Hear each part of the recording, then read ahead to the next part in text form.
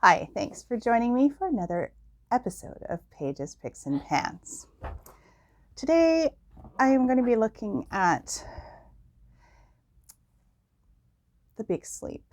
This is a quintessential film noir.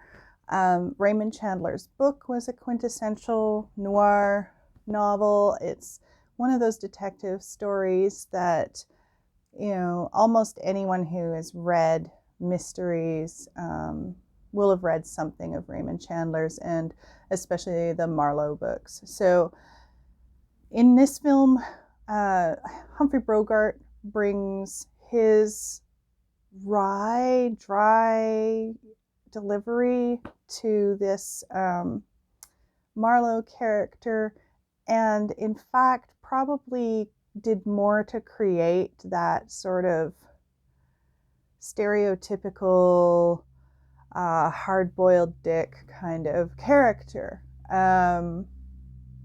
When I read the book, I was very bothered by the fact that I had that kind of stereotypical voice in my head all of the time, reading Chandler's very staccato dialogue. But then to see Bogart deliver it, it really worked in a way that the book maybe didn't work as well, which is kind of strange.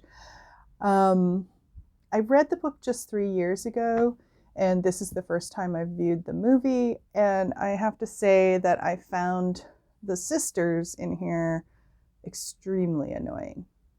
And as much as this says, oh, it's the picture they were born for, Bogey and Bacall, I did not find the chemistry between them on screen to be remotely believable or desirable.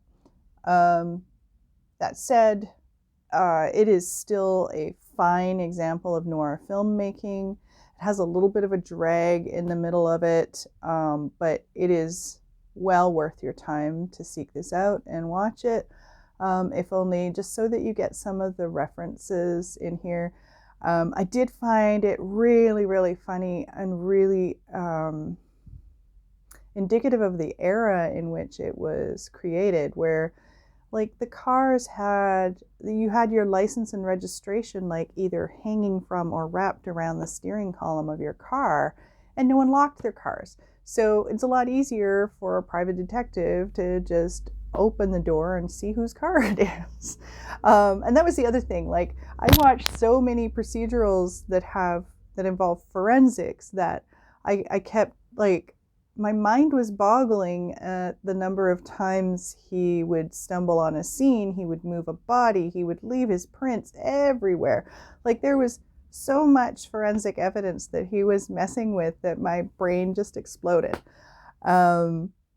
I haven't really seen enough noir films to put this in a sort of a scope of things, but it's worth seeing. I think it's a fairly good representative of the genre. So yeah, thank you for coming along for my review, and this has been Pages, Picks, and Pans. We'll see you soon.